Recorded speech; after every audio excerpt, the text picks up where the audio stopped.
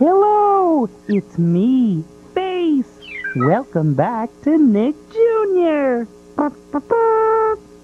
Gullah Gullah Island is next. Hey, it's starting to rain. Yay! It's raining. I love to watch Gullah Gullah Island when it's raining. Ako si Philip Adlan, isa akong abogado. Graduate din ako sa UST, Faculty of Civil Law. Siyempre, iba-iba naman yung experience ng bawat tao, no? Sa pandemic. Isa kami dun sa yung talagang tinamaan talaga ng pandemic. Nag-pass away nga yung father ko dahil sa COVID. Kasi nangyari was, nahirapan na rin siyang huminga, parang days later. So, parang nirush na namin sa hospital. Tapos dun na-confirm. Kasi syempre, daddy tinamaan. So, nasa bahay. So, eventually, yung iba-ibang family members din, di ba? So, yun, nagkahawa-hawa na. So, very traumatic. Tapos, bukod pa dun sa emotional na side na hindi mo alam kung makakasurvive ba ang daddy, ganyan. Nandun yung, yung finances. Tapos, hindi mo alam kung gaano katagal din sa ICU. Siyempre, di mo na pwede i-pull out lang basta-basta yun sa ICU, di ba? Hindi namin alam. At some point, parang, saan na natin kukunin yung pera, ganyan. It's not like isa lang yung in-hospital sa amin, eh. Di ba? Family members nga, di ba? So, yung 200,000 na yun a day, add that dun sa dami ng family members na dinala sa hospital. As in, very tragic. Kumbaga, sana yung sinusubok ka, gano'n. Sakit din sa kalooban na, yung alam mong gusto mo man lang mabisita, parang palakas yung loob. Di ba pagka-quarantine, ila-lockdown yung, yung bahay mo nun, di ba? So, parang yung tingin sa'yo ng tao nun, di ba? Parang, parang iniiwasan ka, gano'n. May feel mo yun, eh. At the same time, yung paglabas mo ng bahay, ultimo yung pagbili mo ng yung mga basic na, pamalengke, ganyan, grocery. Hindi mo magawa. Pero kasi you never know na how bad it is until mangyari na sa'yo personally.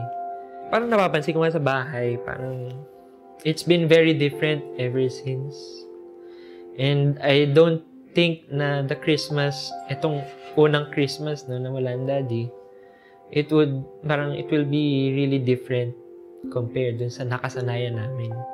I mean, of course, it's sad, no? Pero parang iniisip ko na lang din na blessed pa rin kami na pinahiram siya sa atin ni Lord na nakasama natin. Hiram lang naman natin yung buhay natin, di ba? So, kung ano man yung binigay sa atin, di pasalamat tayo, ganun. Siguro I take it as an opportunity na lang din for growth din. Siguro it broadened my perspective, parang lumawak yung yung pananaw mo sa buhay, parang sana yung mga may nararanasang mga pasakit sa buhay, di ba? I pray na sana kung sino man yung may pinagdadaanan ngayon na problema, that they find the strength na kayanin. I'm pretty sure may mga taong mas matindi pa na pinagdaanan compared to us.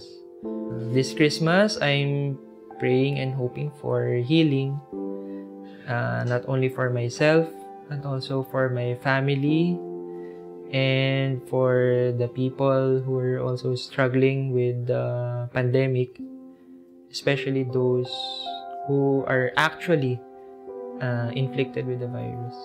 Para sa akin, sa kabila na nangyari, mayroon pa ring dahilan para mag-celebrate ng Christmas. Kasi, ang naisip ko dyan, I mean, of course, it's family gathering, no? Pero, kung isipin mo yung spirit of Christmas, di ba? Ang sinaselebrate naman natin dyan, yung birthday ni Jesus, di ba?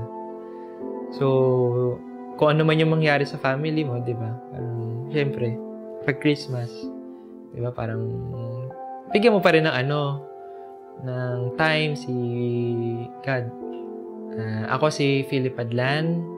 patuloy na nagtitiwala sa Diyos, umaasa at nagmamahal. Maligayang Pasko sa ating lahat sa gitna ng pandemya.